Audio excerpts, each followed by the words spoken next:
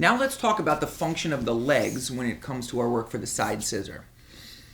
Although we've been talking about our upper body grips, in fact, most of the work for the side scissor and offsetting your partner's balance gets done through your legs. Okay, this is one of the core virtues of working from the closed guard, when you have both of your feet locked around your partner's waist and your legs in particular are locked behind your partner's body.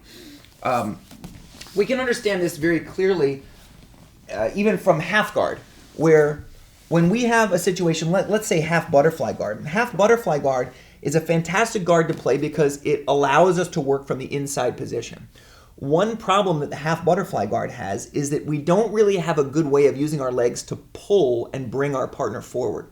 Okay, so for that reason, half butterfly works great when we're under a lot of pressure from our partner and they're driving in. It's out of positions like this where we can start to sweep them or go into attacks.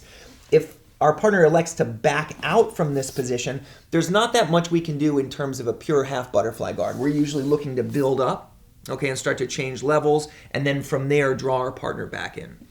When you're working from the closed guard, however, and you have your legs behind your partner's waist, right, behind their back at their hip line, it's a very strong pulling force that you can exert. So we can use our knees and our heels to draw our partner forward with the goal of bringing their head over our head and putting their hands on the mat. In fact, this is one of the things that you should first learn when you're learning about the closed guard. The idea is that especially if our partner puts their hands on us here, whether it's in a self-defense context, a gi context, or a no-gi context, that if we get our arms to the inside position, we can use a knee pull to draw our partner forward and put their hands on the mat. Okay, we talk about this when we talk about the clamp from the closed guard because we're able to steal the inside position from here. In all of these situations, it's our knees that do the work. So when it comes to the side scissor, something that's very important to remember is that your knees, this idea of using your knees to pull your partner forward, is the engine behind the success of the side scissor.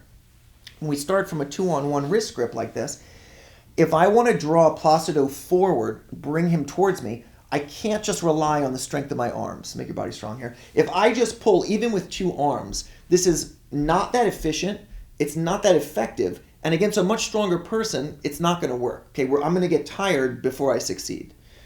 If, on the other hand, we can use our legs in conjunction with our arms, now from here, even if he makes his body strong, we can offset our partner's balance, bring them close to us, and then from here, we can change the angle and get a better connection with our partner. We go from a place where we only had control of our partner's wrist to a place where once we reach across and control our partner's lat, which we'll talk about in a moment, we can really join more of our body to our partner's body. So it's really essential that all of these grips we've been talking about here are used in conjunction with our knees pulling our partner. Now, it's great to pull your partner's knees, and what I'd like for you to think about when you're working from this position is that your legs are like the gas pedal, and then your grips at the upper body are like the steering wheel. So it's important not to just step on the gas. If I just step on the gas and bring him forward here directly into my body, then I'm drawing him in, but he's got a very, very strong ability to post and keep his posture. We need these grips in order to be able to direct our partner to where we want them to go.